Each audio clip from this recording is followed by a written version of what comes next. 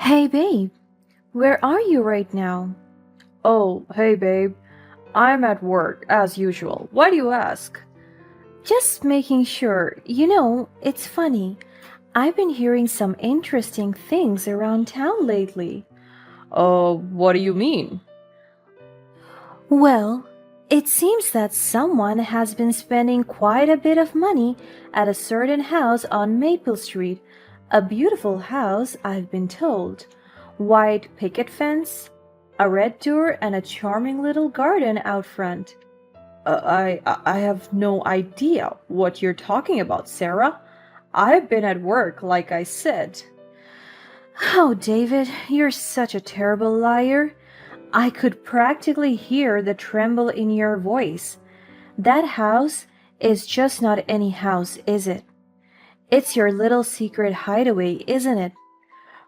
Babe, I swear, I haven't been to any house on Maple Street or anywhere else. Funny, because I have quite a detailed description of that house. The one with the wraparound porch and a balcony overlooking the backyard. A place where you and your mistress can hide away from the world. Sarah, I can explain. It's not what you think. Save it, David. I have had enough of your lies and deceit. You're nothing but a coward hiding behind empty words. Sarah, please, let's talk about it. We can work things out. No, David, it's over. I deserve better than a spineless man who sneaks around behind my back. The divorce papers are on their way.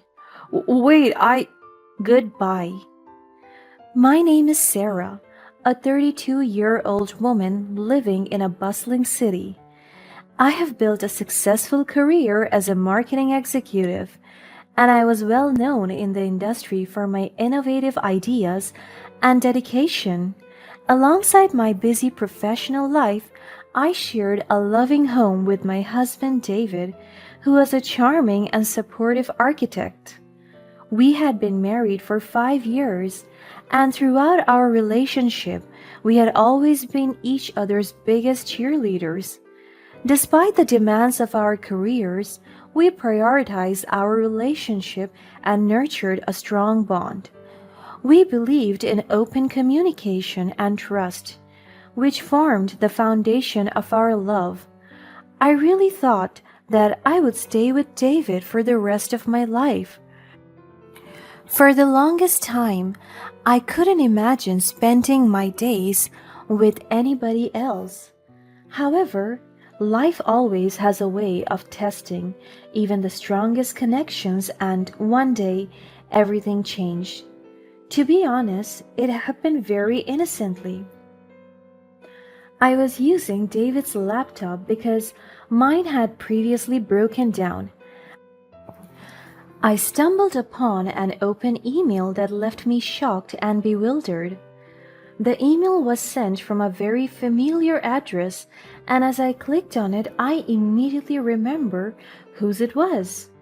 It revealed that David had been working on a project with his ex-girlfriend Samantha, a renowned interior designer. My heart sank as I read the affectionate nature of their conversations, and I couldn't help but question if David still had feelings for Samantha. These emails had been sent out for months. Filled with insecurity and doubts, I confronted David about the email. I was emotional. I straight up asked him if he was seeing Samantha behind my back. He immediately became defensive, insisting that it was just a professional collaboration and that I was overreacting. His words were hurtful. you're overreacting. It's just for work. Why didn't you think of telling me about it then? We talk about everything. What? So I can't even have some privacy now? That's terrible, Sarah. No, that's not what I meant at all. How could you even say that? Just stop it, Sarah. You're being unbearable. At that point, I stopped talking. I was on the verge of crying. David had never talked to me like that before, and deep down, I knew that I had struck a nerve. I was scared to find out the true reason why. Noticing my silence, David softened his voice again. It was as if he knew I would react that way. He urged me to trust him and assured me that there was nothing more to it. That strangely comforted me a lot, so I did tell him that I would let it go. But deep down, I couldn't shake off the doubts that gnawed at me. Something felt off, and I knew I had to address it. Determined to protect our relationship, I decided to give David the benefit of the doubt. The next few weeks were really difficult for me as I tried to navigate our relationship. Some nights I couldn't even sleep, thinking about how David might be seeing Samantha behind my back. I was getting more and more paranoid, and I couldn't help myself. I was struggling, and in hindsight, it felt like part of me already knew what was going to happen, but couldn't accept it. We even went to couples therapy together, hoping to rebuild the trust that had been shaken. In those sessions, we learned more about effective communication techniques and ways to heal emotional wounds. To be honest, it was frustrating to me, to say the least.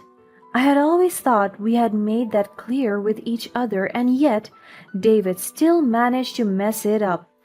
But at least he still acknowledged his mistake and vowed to be more attentive to my needs. He expressed regret for not telling me about Samantha's project earlier, and he assured me that he would be more transparent in the future. Once again, he said that there was nothing romantic going on between them. It was merely for work. As we worked on rebuilding our relationship, things started to improve. David made genuine efforts to be more transparent and attentive to my concerns. He would plan romantic nights out with me and get me small gifts that reminded him of me. I was really hoping that our marriage would heal completely. Our bond grew stronger, and I began to believe that it was just me being overdramatic. After all. Encouraged by our progress, I decided to surprise David one morning by visiting his office with his favorite coffee, hoping to show him my love and support. However, the surprise visit would turn out to change my life and marriage forever. As I approached David's workplace, my heart skipped a beat when I noticed Samantha sitting at a nearby coffee shop. Fear and jealousy rushed back. Fueled by memories of their past together, unsure of what to do, I parked my car and decided to wait, hoping to catch a glimpse of David's interaction with Samantha. I thought to myself that they might just be meeting each other to discuss work. I waited and waited in extreme anxiety. In my gut, I knew that something terrible was going to happen. Minutes turned into an hour, and finally David arrived, accompanied by his realtor. I had to look twice just to make sure it was indeed David's trusted realtor. I didn't know him personally, but I knew what he looked like.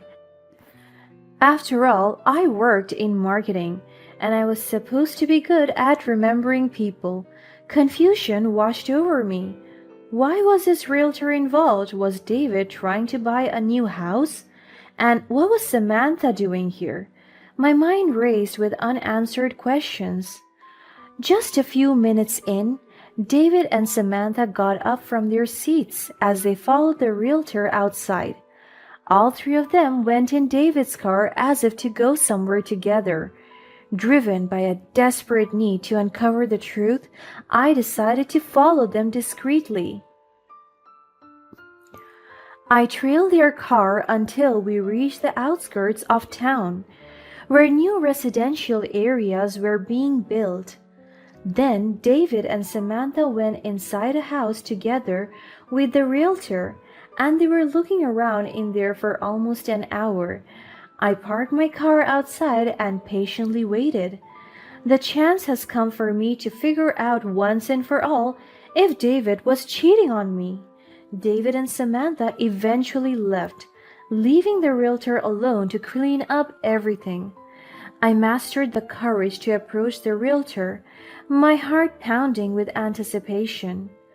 I cautiously inquired about the house, pretending to be an interested buyer. I was hoping for an innocent explanation. Maybe this was what they were working on together, designing the house and making sure it worked with their client's requirements. I didn't know what I was hoping for, but certainly not the truth. But what discovered shattered me. The realtor informed me that the house had already been reserved by an engaged couple. It hit me like a tidal wave. David and Samantha had been planning a life together, designing their home in secret, behind my back. It was a devastating revelation. Feeling a mix of anger, betrayal, and determination, I sought legal advice to protect myself. I contacted a lawyer and asked her to help me with all the divorce papers. I also began visiting David's house every day whenever I knew for a fact that he was at work, pretending to be really interested in moving to that neighborhood and engaging in conversations with the neighbors. Through these interactions, the truth gradually unraveled before my eyes. I learned that Samantha and David had been meeting at the house for months, meticulously planning their shared future. I thought long and hard about why David could possibly cheat on me. What had I done wrong? Had I overlooked any signs? Self-doubt crept in, and I found myself grappling with feelings of inadequacy. And worse, how could he continue to stay in a loveless marriage if he had already planned a life with another woman? And that was when the reality kicked in. It was all for publication. I was a brilliant marketer and David needed my network. He needed my reputation. I had always been his rock, so he would rather use me and have another woman on the side rather than leave me. It was painful, but I knew it was the truth. All this time, he had just been lying. He had never really been supportive of my career. He was just being supportive of his own. Realizing that David had been using me for my professional connections, I decided to take matters into my own hands. I had a meticulous plan in mind, but first, I had to get back at David. I wanted to make him fear the future as much as he made me. I waited and waited for the perfect chance, and finally, that day came. David left work early to drive to that house again, and this time with no one else. He was all alone. I followed him again, making sure that he didn't suspect me one bit. As soon as he got to the place, I picked up my phone and called him. "Hey, babe, where are you right now?" Oh, hey, babe, I'm at work, as usual. Why do you ask? "Just making sure, it's funny. I've been hearing some interesting things around town lately." What do you mean? "Well, it seems that someone has been spending quite a bit of money at a certain house on Maple Street, a beautiful house, I've been told. White picket fence, a red door, and a charming little garden out front." I have no idea what you're talking about, Sarah. I've been at work, like I said. "Oh, David, you're such a terrible liar. I could practically hear the tremble in your voice. That house? It's not just any house, is it? It's your little secret hideaway, isn't it?" Babe, I swear, I haven't been to any house on Maple Street or anywhere else. Funny, because I have quite a detailed description of that house. The one with a wraparound porch and a balcony overlooking the backyard. A place where you and your mistress can hide away from the world. Sarah, I can explain. It's not what you think. Save it, David. I have had enough of your lies and deceit. You're nothing but a coward hiding behind empty words. Sarah, please, let's talk about this. We can work things out. No, David, it's over. I deserve better than a spineless man who sneaks around behind my back. The divorce papers are on their way.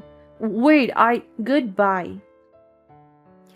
As I hung up the phone, I knew it was over. I drove past him, slowing down right in front of his face. He was still in shock. As soon as he saw my car, he recognized it right away. He was running after me, but I didn't even roll the window down. I kept driving. He could live in fear now, knowing the power I had in controlling the media and his image to the public. In the days after, he called me constantly. I didn't pick up once. I had already moved my belongings out of our shared apartment. The divorce papers had already been sent to him too. I was done, and I was just waiting for him to pay the price. I used my influence to expose his lies, ensuring that the truth was revealed to everyone in the industry. I even secretly hired a ghostwriter to blog out the scandal. I must tell you, it's not nice to tell the world that you had been cheated on, but it was nice to see everyone side with you. After all, he wrecked our marriage and I didn't. I was being the best wife I could be to him, but none of that mattered, so why should I care now? The scandal that followed was immense, resulting in both David and Samantha losing their jobs due to the overwhelming public backlash. The internet rallied behind me, providing support and validations for my actions. After everything had settled, I focused on rebuilding my life and rediscovering joy in the things that truly mattered. I channeled my energy into nurturing genuine relationships and exploring new passions like painting, hiking, and best of all, traveling. As I embraced the healing process, I reconnected with so many of my friends and families who stood by my side throughout the ordeal. I also poured my energy into my work as a marketing executive. I became even more dedicated, pushing boundaries and unleashing my innovative ideas. My dedication and hard work paid off as my professional reputation grew, and I became known as a star in my field. In the end, I found happiness in the freedom to be myself, unbothered by the weight of a loveless marriage. Life has thrown its challenges my way, but I emerged so much better, happier, and healthier. I cannot be more grateful for this journey.